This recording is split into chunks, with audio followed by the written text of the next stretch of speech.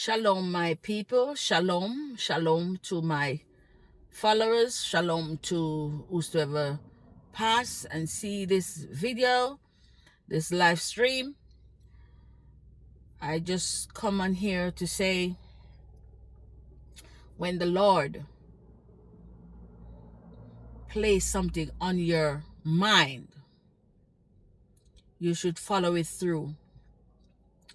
You know, a couple of years ago, my spirit, let me tell you something before I go even there.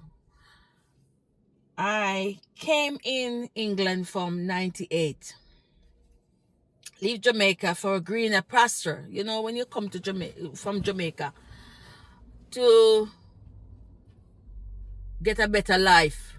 Because in Jamaica, nice, but the work system is just the work. Nothing else for me.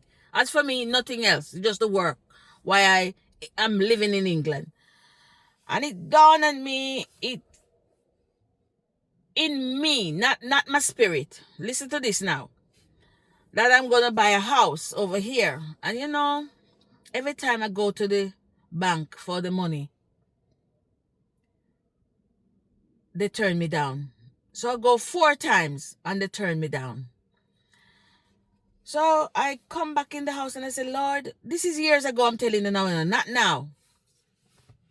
I said, Lord, what is this? Why am I not getting the money for the house? And I'm telling you, them time is not even much money. It's just a little bit of money.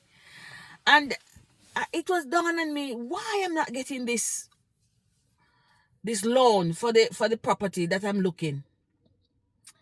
And then long after, by praying and praying, the Lord said, I don't want you to buy any house here because you're not going to live here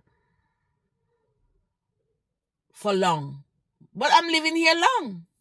But sometimes when the Lord speak, we think is now. But I'm living here now almost 26 years. No, almost 30 years I'm living here. Yes, almost 30 years I'm living here. And I realized that I couldn't buy the house, not knowing the Lord don't want me to live in England forever. Why am I telling you this? If the Lord places something on your heart to do it, do it. If the Lord said no, don't force it and do it. Because the Lord, Jesus Christ of Nazareth I'm talking about, don't want me to retire in England. So I pledge myself not to retire in England. Because the Lord did not want me to buy a house here. So I already buy a house in Jamaica, but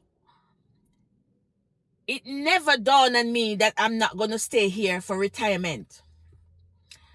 And then what put icing on the cake now, my stepmom passed away and asked me to look after my dad. So I said to the Lord, maybe you want me to go back to Jamaica to live.